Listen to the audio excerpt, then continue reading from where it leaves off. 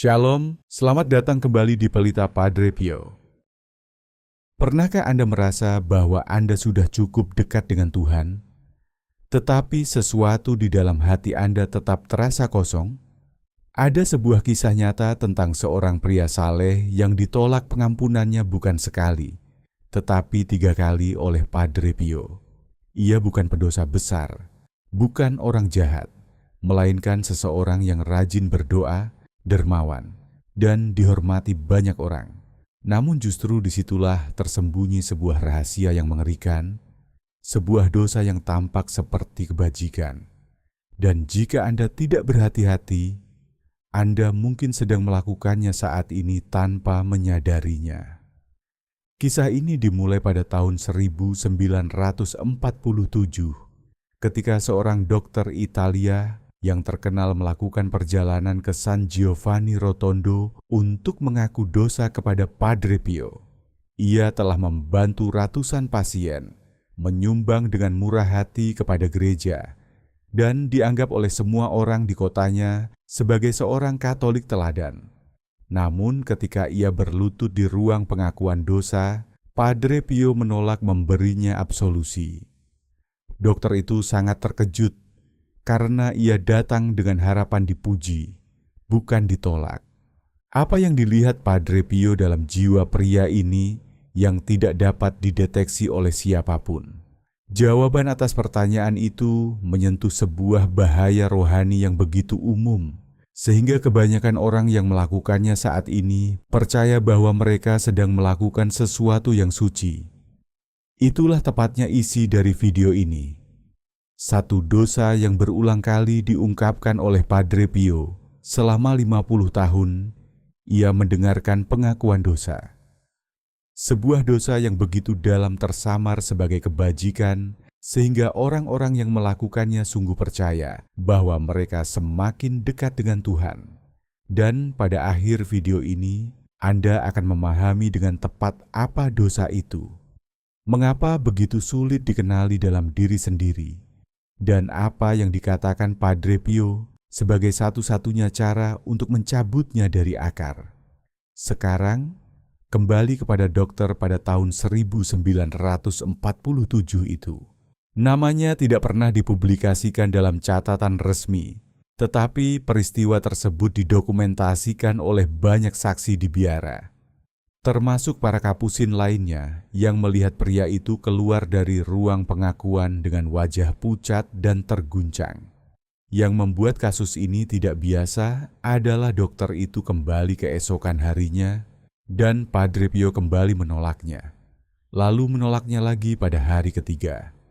3 penolakan berturut-turut bagi seorang pria yang secara lahiriah menjalani kehidupan Kristen yang sangat teladan. Beberapa saksi mencatat bahwa setelah penolakan ketiga, dokter itu menangis di koridor luar gereja dan harus dibantu duduk oleh para peziarah lain. Pertanyaan yang tidak bisa dijawab oleh siapapun di biara saat itu sangat sederhana. Dosa apa yang mungkin dilakukan oleh seorang pria yang murah hati, dermawan, dan setia, sehingga cukup serius untuk membuat seorang imam yang dikenal penuh belas kasih menolak absolusi sampai 3 kali berturut-turut? Padre Pio pernah memberikan absolusi kepada penjahat yang dihukum, menunjukkan belas kasih kepada orang-orang yang meninggalkan keluarganya, dan menyambut kembali mereka yang bahkan mengutuk Tuhan. Namun dokter ini yang menolong orang sakit dan memberi kepada orang miskin justru ditolak 3 kali. Kontradiksi itu tetap menjadi misteri di antara para biarawan selama berminggu-minggu. Ada juga satu hal penting tentang apa yang akhirnya terjadi pada hari keempat yang kemudian dikutip oleh para pembimbing rohani Padre Pio sebagai salah satu contoh paling jelas dari kemampuannya melihat keadaan batin jiwa seseorang. Tetapi sebelum kita sampai pada momen itu, kita perlu memahami apa yang sebenarnya dimaksud Padre Pio ketika ia berbicara tentang dosa ini. Karena ajarannya jauh lebih mendalam dan jauh lebih menggelisahkan daripada sekadar peringatan tentang kepura-puraan. Kebanyakan orang ketika mendengar bahwa Padre Pio mengungkap dosa yang tersamar sebagai kebajikan langsung mengira bahwa itu adalah kesombongan. Itu adalah jawaban yang paling jelas, dan itu salah. Kesombongan adalah sesuatu yang sering dibahas Padre Pio secara terbuka dan terus-menerus. Ia tidak pernah menggambarkan kesombongan sebagai sesuatu yang tersembunyi karena pada akhirnya kesombongan selalu terlihat melalui perilaku. Dosa yang paling sering diperingatkan oleh Padre Pio dalam surat-surat dan bimbingan rohaninya adalah sesuatu yang berbeda. Itu adalah kemandirian rohani, bukan kepercayaan diri, bukan harga diri yang sehat, bahkan bukan sekadar keras kepala. Kemandirian rohani, menurut penjelasan Padre Pio, adalah keyakinan yang tersembunyi dalam hati bahwa usaha sendiri, kebaikan sendiri, dan disiplin sendiri adalah yang membuat seseorang layak di hadapan Tuhan. Ini tampak seperti devosi dan terdengar seperti kerendahan hati. Namun di dalamnya tersembunyi jiwa yang diam-diam menggantikan kepercayaan kepada Tuhan dengan kepercayaan pada usahanya sendiri. Hal ini sangat penting untuk dipahami karena Padre Pio tidak berbicara tentang orang malas atau pendosa yang jelas. Ia justru menemukan pola ini pada orang-orang yang paling taat, paling disiplin, dan paling tampak setia secara lahiriah. Dalam kumpulan suratnya yang diterbitkan setelah kanonisasinya, Padre Pio menulis kepada beberapa anak rohaninya tentang kecenderungan ini. Kepada seorang wanita bernama Rafaelina Cerase yang sangat saleh dan menjalani doa serta puasa yang intens, ia menulis bahwa bahaya terbesarnya bukanlah kelalaian. Bahayanya adalah keyakinan halus bahwa pengorbanannya telah membuatnya layak di hadapan Tuhan. Ia bahkan memperingatkan bahwa penderitaan bisa menjadi sumber kebanggaan tersembunyi jika tidak diwaspadai. Banyak orang yang menceritakan kembali bimbingan rohani Padre Pio sering melewatkan hal penting ini, bahwa ia tidak menganggapnya sebagai kelemahan kecil. Ia menganggapnya sebagai kondisi rohani yang paling berbahaya, karena dari dalam terasa seperti kekudusan. Seseorang yang melakukan dosa yang jelas tahu bahwa ada yang salah. Tetapi seseorang yang hidup dalam kemandirian rohani merasa dirinya benar, dan perasaan itu menjadi tembok yang menghalangi rahmat sejati. Namun disinilah kisah ini bergerak ke arah yang tidak diduga banyak orang.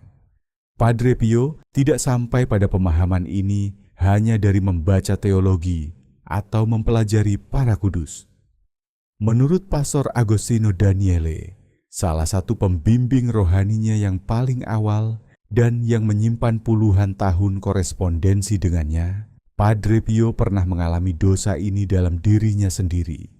Dalam surat-surat yang ditulis pada tahun-tahun awalnya sebagai seorang imam, Padre Pio mengaku kepada Pastor Agostino bahwa ia mendapati dirinya merasakan kepuasan tersembunyi terhadap beratnya penderitaan yang ia alami. Ia menyadari bahwa sebagian dari dirinya mulai mengukur kedekatannya dengan Tuhan berdasarkan seberapa besar ia sanggup menanggung penderitaan, dan ia melihat ukuran itu sendiri sebagai benih dari kemandirian rohani. Pengakuan pribadi ini menjadi titik balik penting dalam pemahaman rohaninya. Konfrontasi pribadi dengan dosa ini di dalam jiwanya sendiri memberinya ketajaman untuk mendeteksinya dalam diri orang lain.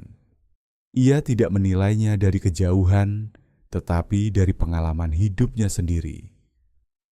Sekarang kembali kepada dokter yang ditolak absolusi sebanyak 3 kali. Apa yang tidak dipahami oleh para saksi di biara adalah bahwa Padre Pio tidak sedang menghukum pria itu. Ia sedang menunggu. Ia menunggu dokter itu berhenti mempersembahkan perbuatan baiknya sebagai bukti kelayakannya dan datang dengan hati yang hancur, tanpa daftar pencapaian, tanpa riwayat hidup rohani, hanya datang apa adanya di hadapan Tuhan. Perbedaan antara datang kepada Tuhan dengan membawa prestasi dan datang dengan membawa kekosongan diri adalah inti dari segalanya. Pada hari keempat, dokter itu kembali.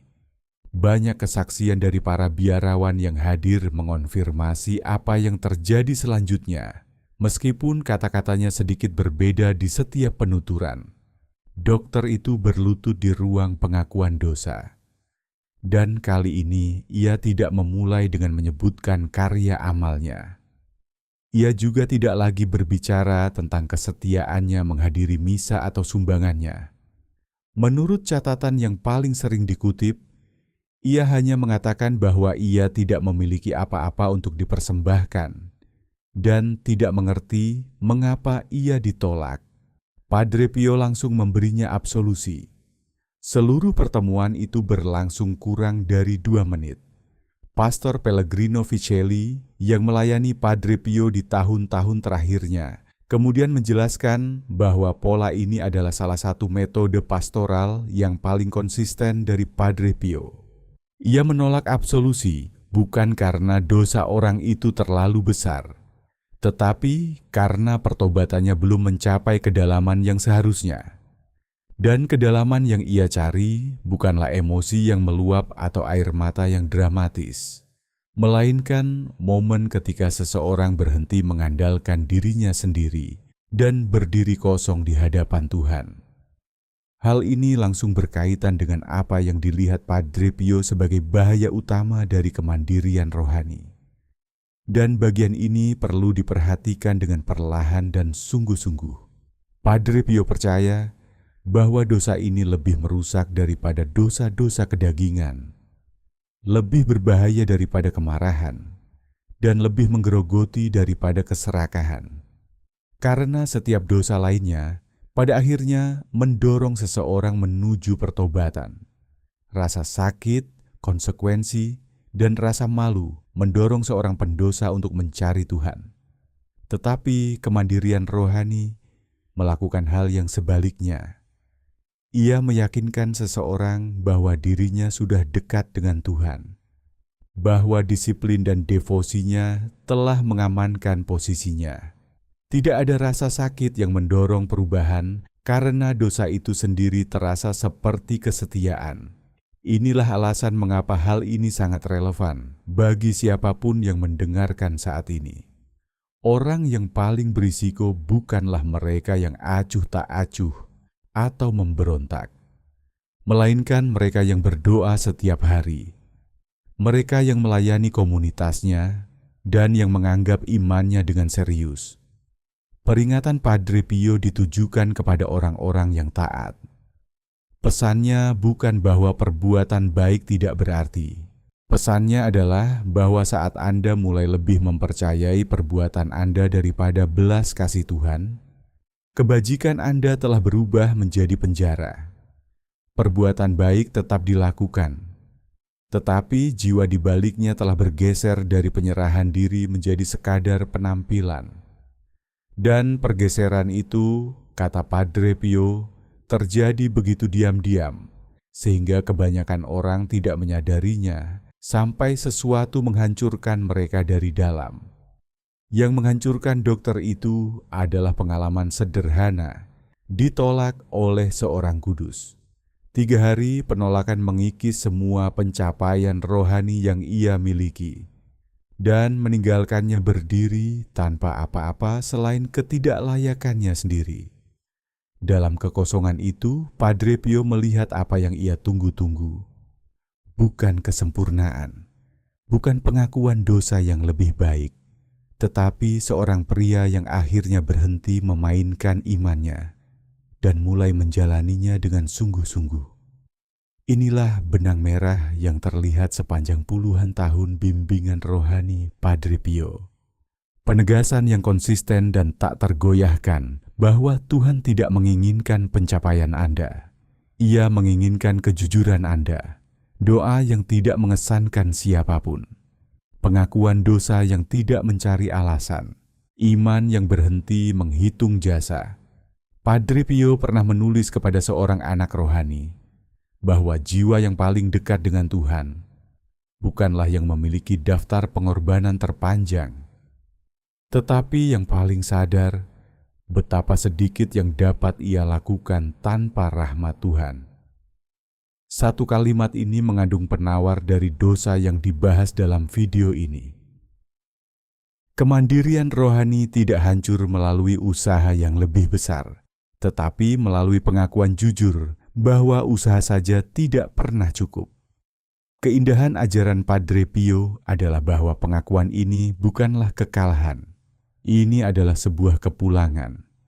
Ini adalah momen ketika jiwa berhenti mencoba mendapatkan apa yang sebenarnya selalu diberikan secara cuma-cuma.